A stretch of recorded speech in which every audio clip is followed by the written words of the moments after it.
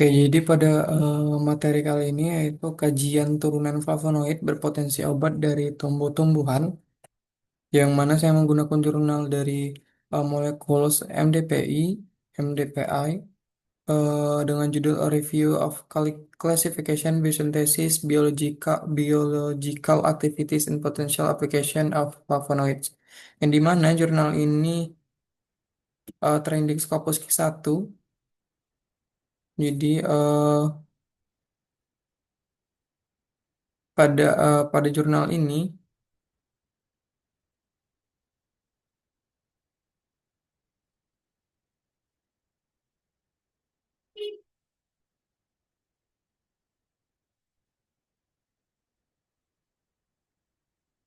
jadi pada jurnal ini ada pernyataan yang, nah di sini dikatakan kalau quercetin dan katekin itu ditemukan dapat meningkatkan produksi IL-10 melalui penghambatan gabungan terhadap TNF alpha dan IL 1 beta.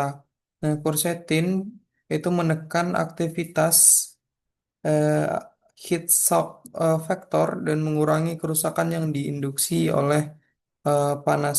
Dan juga selain itu beberapa flavonol, contohnya quercetin itu juga salah satunya quercetin dapat menghambat aktivitas enzim dari lipoksigenase.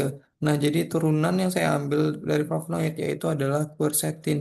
Nah, dari pernyataan yang di sini ada pertanyaan dari saya bagaimana kemampuan quercetin itu dalam menghambat enzim lipoksigenase sehingga dapat berkontribusi pada aktivitas antiinflamasi dan berpotensi penggunaannya sebagai menjadi kandidat obat.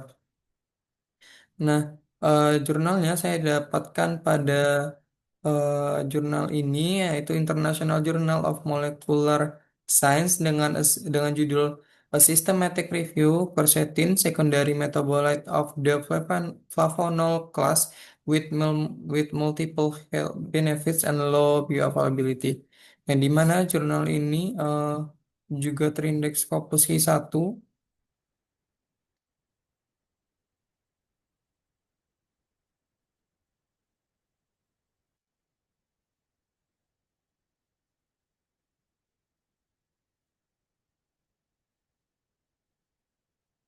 Nah, jadi di sini eh, ada studi yang menunjukkan kalau quercetin itu eh, dapat memberikan efek antiinflamasi yang mana secara in vivo yang disebabkan oleh penghambat penghambatannya terhadap enzim siklooksidase dan juga lipoksigenase 12. Yang keduanya ini mana berperan dalam proses inflamasi. COX-1 dan COX-1 adalah enzim yang terlibat dalam konversi asam arachidonaat menjadi prostaglandin, yaitu mediator inflamasi. Nah, dengan menghambat COX-1 ini, quercetin itu mengurangi produksi prostaglandin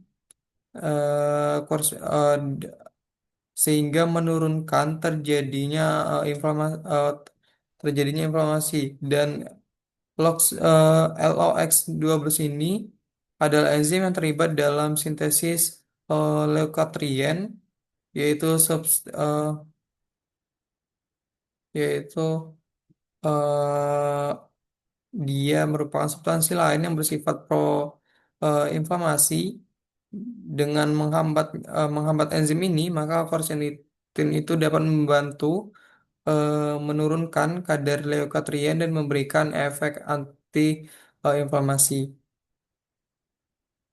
Dan juga di sini dikatakan kalau quercetin itu juga hampir sepenuhnya dapat menurunkan kadar mRNA dan NOx2, yang mana ini merupakan enzim penghasil ROS pada sel epitel paru. Dan juga senyawa ini dapat menekankan translokasi NF-kB dan menghambat ekspresi dari sitokin seperti TNF alpha dan IL-1 beta. Nah, lalu di sini dikatakan lagi ada studi pada sel yang berasal dari eh, hepatosis cangliver manusia. Quercetin itu dapat menurunkan produksi molekul inflamasi COX-2, eh, nuklear faktor kappa, aktif faktor protein 1, mitogen activated protein kinase, nitrik oksitase, dan C reaktif protein atau CRP. Nah, jadi memang pada jurnal ini kesimpulannya, quercetin itu dapat menghambat enzim lipoksigenase untuk berkontribusi pada aktivitas antiinflamasi karena dia mengurangi pembentukan dari leukotriene, yaitu yang mana dia itu mediator penting dalam memicu dan mempertahankan proses inflamasi. Nah, penghambatan ini dia bersamaan dengan efek quercetin pada jalur inflamasi lain seperti COX pada COX, NF-kB, dan ROS, sehingga membuat quercetin itu dapat berpotensi sebagai kandidat obat antiinflamasi yang bekerja secara multi-target dan lebih efektif dibandingkan agen yang hanya menghambat dalam satu jalur.